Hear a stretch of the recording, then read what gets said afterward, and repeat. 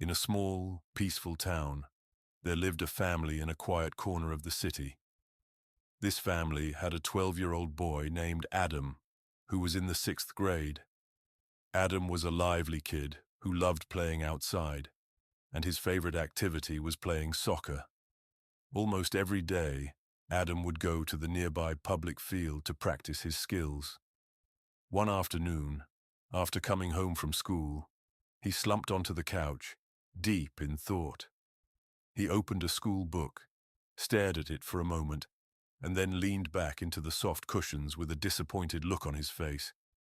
His father, who had just come in from the backyard, noticed Adam's unusual behavior. Sitting beside him, he asked, "What's wrong, son?" Adam sighed and explained that he had received a low grade in math. But what upset him more was that his close friend and neighbor Leo always scored high in math. No matter how hard Adam tried, he just couldn't do as well. Hearing this, Adam's father went to get a glass of water to help him calm down.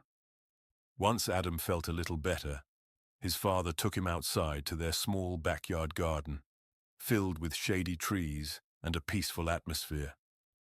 "Adam," his father said, "I want you to understand 3 important lessons from today. These lessons will guide you as you grow." Adam, who deeply respected his father, was curious but confused. "Can you explain them, Dad?" he asked. His father smiled. "You'll learn them through small challenges I'll give you." Lesson 1. For the first lesson, his father continued, "I want you to invite Leo to play soccer with you tomorrow." Adam nodded, eager to know what lesson his father was trying to teach. The next morning, Adam went to school as usual, feeling excited. That afternoon, he invited Leo to join him for a soccer match at the nearby field. Since Adam played soccer almost every day, he dominated the game. He scored 3 goals, leading his team to victory. Meanwhile, Leo, who didn't play soccer often, struggled. He lost the ball many times and made a lot of mistakes. Still, everyone had fun. Afterward, Adam cleaned up and hurried to meet his father in the backyard. "Dad, I played soccer with Leo today. What's the lesson?" His father smiled knowingly. "Tell me how it went." Adam explained everything, how he scored goals and how Leo wasn't very good at soccer. His father nodded. "See, Adam, Leo may not be great at soccer, but he excels in math. Just like you struggle with math but shine in soccer. We all have different strengths, and that's okay." Hearing this, Adam felt a sense of understanding wash over him. He realized that people are different and don't have to be good at the same things. Lesson 2. Curious, Adam quickly asked about the second lesson. His father said, "Tomorrow I want you to observe Leo at school. Pay attention to how often he works with numbers." The next day, Adam kept an eye on Leo. He noticed that Leo was constantly doing something related to math, solving problems, playing number games, and even counting things during recess. That evening, Adam excitedly told his father, "Dad, Leo was working with numbers all day. He even counted the petals on a flower." His father smiled warmly. "That's the second lesson, Adam. Leo is good at math because he enjoys it and practices often.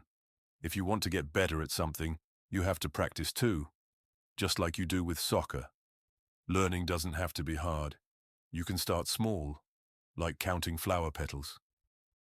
Adam grinned, realizing he could improve in anything as long as he practiced consistently. Lesson 3. Eager to learn more, Adam asked about the final lesson. His father thought for a moment and said, "For the last challenge, I want you to think about how much better Leo is at math compared to you." Adam hesitated, then replied, "I think Leo is about 3 times better than me."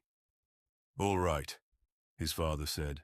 "Then tomorrow, I want you to study math 3 times harder than usual."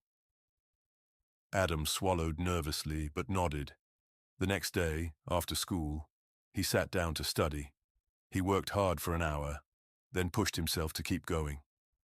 After 2 more hours, His head started to hurt. Before he knew it, he had fallen asleep. Later, his father gently woke him up. "Come for dinner and meet me in the garden afterward." Feeling disappointed, Adam met his father, his head hanging low. "Dad, I'm sorry. I tried, but I studied so much that my head hurt, and I fell asleep." His father patted his head gently. "Adam, this is what happens when you try to master something you don't enjoy.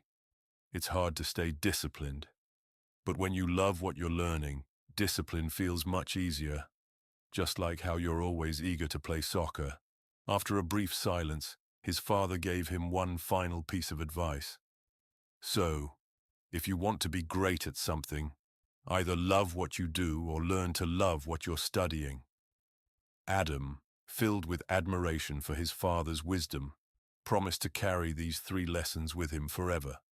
If you want to excel at something, either love what you do or find joy in learning it. Everyone has their own strengths, and practice makes progress.